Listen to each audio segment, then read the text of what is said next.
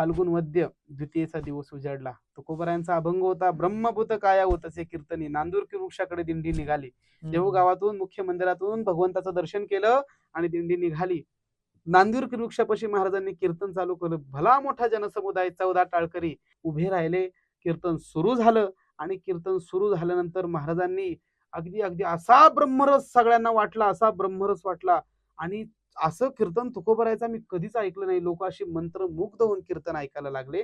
आणि ते कीर्तन करत असताना तुकोबरायांनी अंतकाळी विठू आम्हासी पावला कुडी सहित गुप्त झाला तुका. महिपती महाराज म्हणतात, भला मोठा प्रकाश पडला, सगळ्यांचे डोळे दिपले आणि त्या ठिकाणी भगवंतानी गरुड येतो फडतकारे नाभी नाभी म्हणे तरी, मुकुट कुंडलाच्या राशीत ये लोपला गवस्ती, तुका झाला असे संतुष्ट, घरा आले वैकुंठ पीठ. तुकोबरायला ते दिसत होतं की मला आता त्या ठिकाणी विमान न्यायला आले.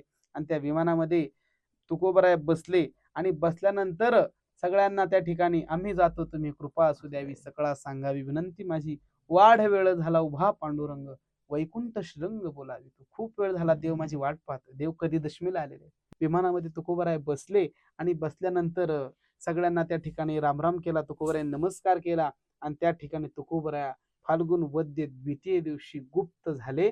आणि त्यावर निळोबराय म्हणतात, कुडी सहित गुप्त झाला. तुकोबराया देह घेऊन वैकुंठ गेले. आणि तोच उत्सव फाल्गुन वद्य द्वितीयेचा उत्सव देहू गावामध्ये आज आपण तुकाराम बीजेच्या स्वरूपामध्ये पाहतो.